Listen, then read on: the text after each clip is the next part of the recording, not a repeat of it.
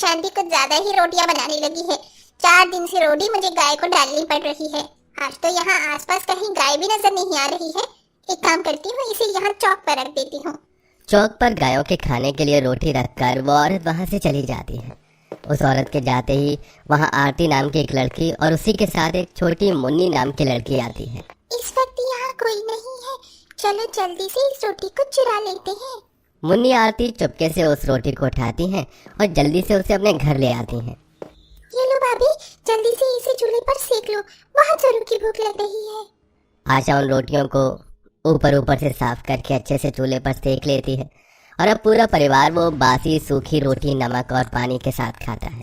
सभी की आंखों में उस सूखी रोटी को खाते हुए आंसू आने लगते हैं, लेकिन किसी के मुंह से एक शब्द नहीं निकलता।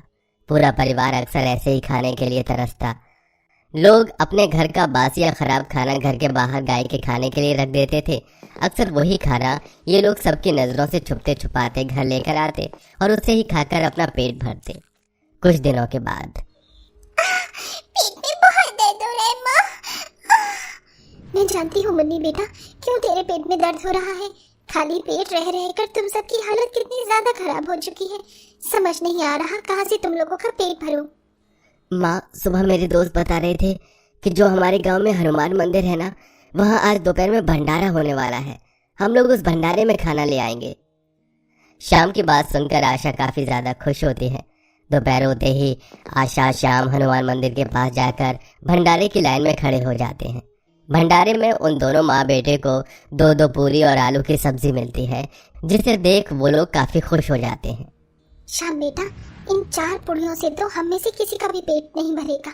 एक काम करते हैं, इसे छुपाकर दोबारा से भंडारे की लाइन में खड़े हो जाते हैं।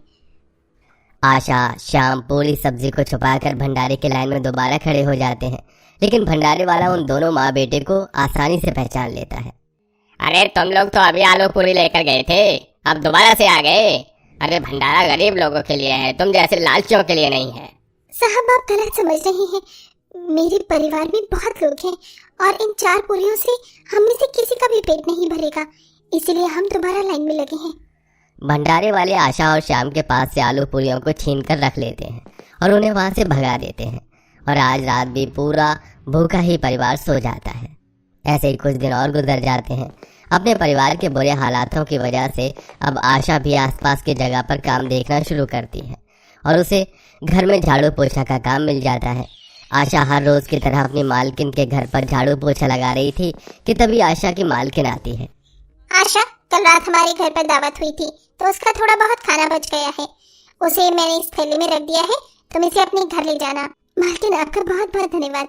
आज आपकी वजह से न जाने कितने दिनों बाद मेरा परिवार अच्छा खाना खाएगा।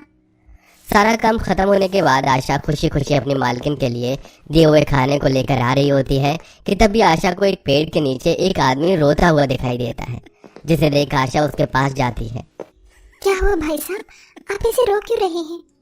बहन जी, मैं एक बर्तन वाला हूँ, बर्तन बेचकर अपना पेट भरता हूँ, लेकिन 4 दिन हो गए हैं मेरा एक भी बर्तन नहीं बिका।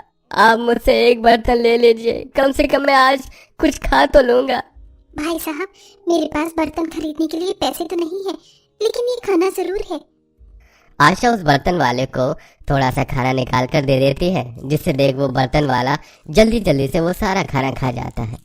मेरी भूख अभी भी शांत नहीं हुई है, क्या थोड़ा और खाना मिल सकता है? आशा के पास अब थोड़ा सा ही खाना बचा था, लेकिन उस बर्तन वाले को भूख से तड़पता देख आशा वो सारा खाना उसे दे देती है, जिसे खाकर वो बर्तन वाला वहां से चला जाता है। लेकिन उस बर्तन वाले के वहां से जाते ही जहां वो बैठा होता है, आशा को वहां पर एक सफेद रंग का सुंदर सा कटोरा मिलता है। लगता है ये कटोरा उस बर्तन वाले का ही है। आशा उस बर्तन वाले को कटोरा देने के लिए जैसे ही पीछे मुड़ती है तो देखती है कि वो बर्तन वाला वहां से गायब हो चुका है। अरे, ये बर्तन वाला अचानक कहाँ गायब हो गया?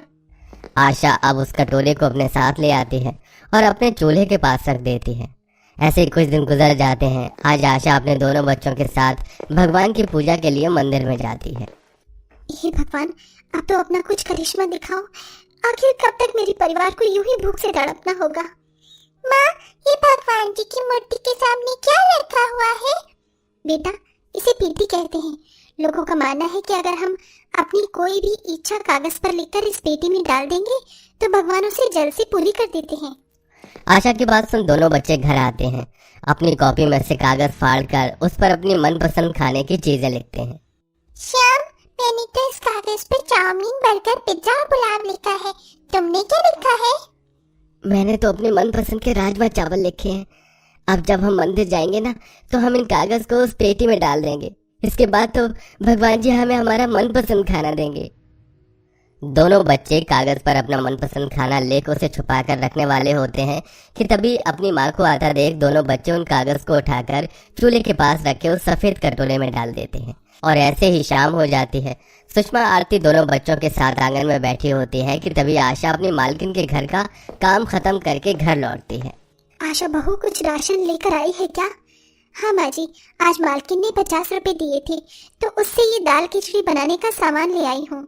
सभी लोग जैसे ही घर के अंदर जाते हैं तो देखते हैं कि उनके चूल्हे के पास बर्गर, पिज्जा, बिरयानी, पुलाव जैसे खाने की चीजें रखी हुई हैं, जिसे देख वो काफी हैरान हो जाते हैं। ये खाने पीने का सामान हमारे घर में कैसे आया? मुझे तो लगता है इसे भगवान ने हमारे पास भेजा है ताकि हम लोग आज पेट भरकर खाना खा सकें। अरे श्याम, ये तो वही खाना है जो हमने उस कागज पर लिखा था। इसका मतलब माँ ठीक कहती थी। लगता है भगवान ने हमारी इच्छा को पूरा कर दिया। पूरा परिवार इसे भगवान का करिश्मा समझकर उस खाने को खाने लगता है। जिसके बाद इस कागज पर मैंने अपनी फेवरेट आइसक्रीम लिखी है। भगवान जी प्लीज उसे भी दे देना मुझे। मुन्नी उस कागज को फिर से उस सफेद कटोरे में छुपाकर वहां से चली जाती है। मुन्नी के जाते ही उस सफेद कटोरे में से एक सुनहरी रोशनी निकलती है और कागज में लिखी हुई आइसक्रीम अचानक प्रकट हो जाती है, जिससे बैठे सभी लोग देख लेते हैं। क्या आप लोगों ने वही देखा जो मैंने देखा? इस सफेद कटोरे के अंदर से ही आइसक्रीम आई है ना? इसका मतलब वो खाना भी इस कटोरे में से ही आया था। श्याम और मुन्नी सारी बात अपने घर वालों को बताते हैं, जिसे सुनकर आशा एक कागज पर दाल चावल लिखकर उस सफेद कटोरे में डाल देती है। जिसके बाद एक बार फिर उस सफेद कटोरे से एक सुनहरी रोशनी निकलती है और उन सब के सामने दाल चावल प्रकट हो जाते हैं। इसका मतलब जिस बर्तन वाले को मैंने आम आदमी समझकर खाना खिलाया था वो कोई आम आदमी नहीं बल्कि भगवान का भेजा हुआ दूध था।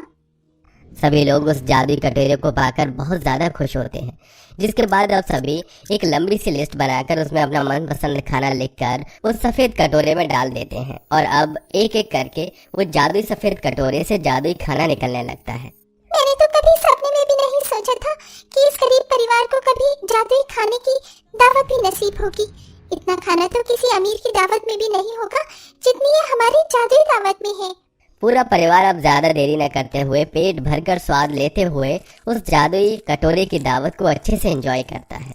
और अब जब भी किसी का कुछ खाने का मन करता तो सभी कटोरे में पर्ची डालकर अपनी मनपसंद खाने की चीज रखकर उस कटोरे में डाल देते, जिससे वो जब चाहे अपना मनपसंद खाना खा सकते थे। माँ जी, इस जादुई कटोरी की मदद से हमने जादुई खाने की इतनी स्वादिष्ट दावत खाई है तो क्यों ना अब हम गांव के सभी गरीब लोगों को जादुई दावत खिलाएं। आशा के घर वालों को उसकी बात पसंद आती है। जिसके बाद अब अनुज अपने गांव के सभी गरीब लोगों को जादुई दावत खिलाने के लिए इकट्ठा कर लेता है। भाई साहब, आप लोगों के तो खुद ही खाने के लाले पड़ रहे हैं और आप लोग हमें दावत खिलाएंगे? कहीं कोई खजाना हाथ लगाया है क्या? बहन जी ऐसा ही कुछ समझ लीजिए। आशा सभी गरीब गांव वालों के लिए तरह तरह के अच्छे पकवान एक पर्ची में लिखकर उस जादुई कटोरे में डाल देती है और देखते ही देखते उनके सामने वो सारा खाना प्रकट हो जाता है। जादुई खाने की दावत खाकर सभी गरीब लोग काफी ज्यादा खुश होते हैं। अरे ऐसा खाना तो हमने कभी सपने में भी खाने के बारे में नहीं सोचा होगा। जो अमीर लोग नहीं कर पाए वो आप लोगों ने हमारे लिए किया। भगवान आपका भला करे। अपने जैसे गरीबों का पेट भरकर पूरा परिवार काफी खुश होता है। जिसके बाद अब वो जादुई खाने को ही अपने रोजी रोटी का सहारा बना लेते हैं और सारा परिवार बिना किसी परेशानी और भुखमरी के हंसी खुशी अपनी जिंदगी जीता है।